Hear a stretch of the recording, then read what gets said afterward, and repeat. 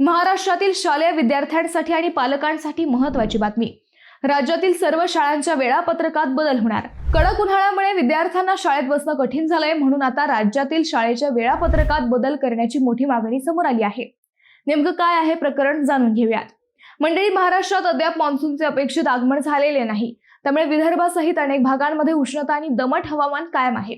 याच पार्श्वभूमीवर active teachers फोरमने शिक्षण मंत्री दादाजी भुसे यांच्याकडे महत्त्वाची मागणी केली आहे। फोरमचे राज्य संयोजक भाऊ चासकर यांनी पाठवलेल्या पत्रात म्हटले आहे की दुपारच्या सत्रात शाळा भरत असल्याने विद्यार्थ्यांना तीव्र उकाड्याचा सामना करावा लागत आहे। अनेक शाळांमध्ये अजूनही पत्राच्या वर्गखोल्या आहेत। वाढते तापमान, अपुरा वीज पुरवठा आणि लोड शेडिंगमुळे विद्यार्थ्यांच्या आरोग्यावर परिणाम होण्याची शक्यता वाढली आहे। याशिवाय अनेक ग्रामीण आणि डोंगराळ भागातील शाळांमध्ये पिण्याच्या पाण्याची टंचाई ही गंभीर बनली आहे। विशेषतः विद्यार्थिनींना याचा मोठा त्रास सहन करावा लागत आहे।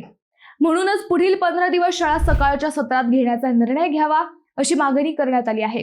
म्हणून आता शिक्षण मंत्री यावर काय निर्णय घेतात याकडे राज्यभरातील पालक, विद्यार्थी आणि शिक्षकांचे लक्ष लागले आहे।